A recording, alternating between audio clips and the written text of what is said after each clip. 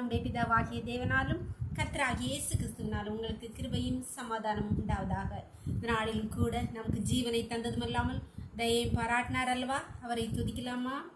வனாந்தரமே வாழ்க்கையான வனாந்திரமே வாழ்க்கை ஆனாலும் கர்த்தரின் பக்கம் உண்டு, வேண்டியதை அவர் பார்த்து கொள்வார், நம்பி நான் முன் செல்லுவேன், இயேசுவை நம்புவேன், நாளெல்லாம் நான் பின்பற்றுவேன், என்னை அவரிடம் ஒப்படைத்தேன், வெட்கப்பட்டு போக மாட்டேன், இயேசுவை நம்புவேன், நாளெல்லாம் நான் பின்பற்றுவேன், என்னை அவரிடம் ஒப்படைத்தேன், வெட்கப்பட்டு போக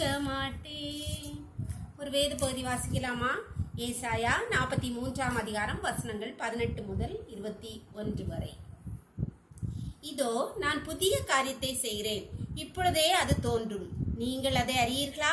நான் வனாந்தரத்திலே வழியையும் அவாந்திர வழியிலே ஆறுகளையும் உண்டாக்குவேன்.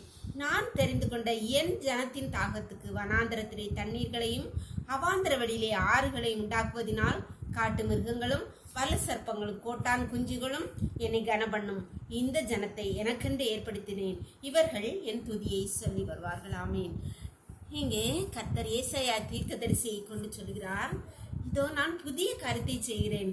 என்ன புதிய காரியம்னு பார்த்தீங்கன்னா, நம்முடைய வாழ்க்கையிலே நம்ம நடக்கிற வனாந்திரமான பாதை, பலவீனமான பாதை, கஷ்டங்கள் நிறைந்த பாடுகள் நிறைந்த, இல்லாமை நிறைந்த பாதையிலே நம்மளை எங்கேயோ கொண்டு போய் இல்லை பெரிய இடத்துக்கு கொண்டு போவேன்னு சொல்லலை, நீங்கள் இருக்கிற வனாந்திரத்திலே ஆறுகளையும் அவாந்திர வழியிலே தண்ணீர் எல்லாம் நான் நீங்கள் இருக்கிற இடத்திலே உண்டாக்குவேன் என்று சொல்கிறார். ஆமாம் அன்பான பிள்ளைகளே, நம்முடைய வாழ்க்கையிலே நம்ம இருக்கிற சூழ்நிலையில கர்த்தர் நம்ம இருக்கிற நிலை வனாந்திரத்தை எப்படி ஆக்குவாரா?